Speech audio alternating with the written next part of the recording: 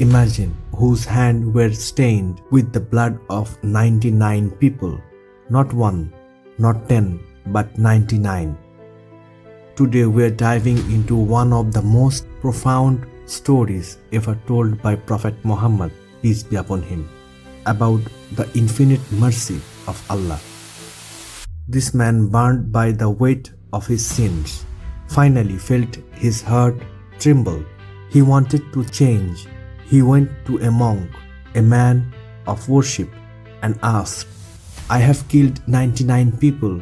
Is there any chance for me to be forgiven?"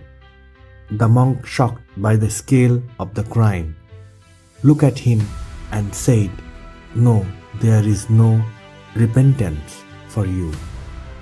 In a fit of despair and rage, the man killed the monk too. Now the count was 100, but the spark of desire for goodness hadn't died.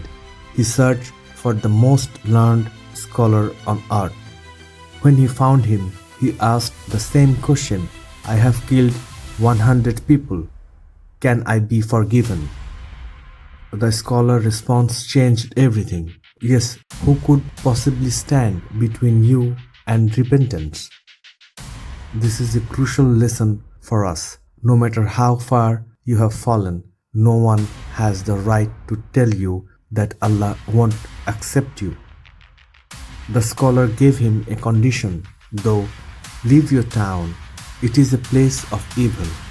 Go to such and such land.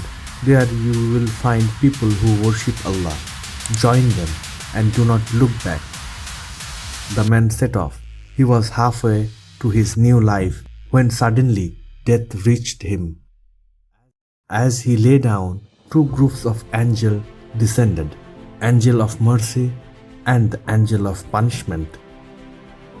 The angel of punishment said he never did a single good deed in his life.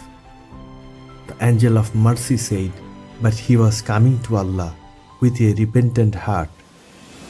Allah sent an angel in the form of a man to meditate.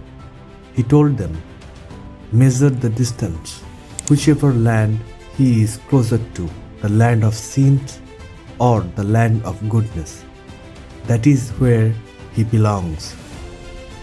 They measured the ground, and do you know what happened? He was closer to the land of the righteous by just a single span of a hand. In some narrations, Allah actually commanded the earth to move, bringing the land of goodness closer to him.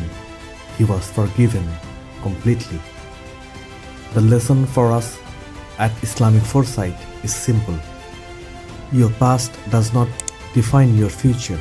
If Allah can forgive a man who killed 100 people because he took one step forward to him, imagine what he will do for you. Don't let Shaitan convince you that you have gone too far. The door is always open.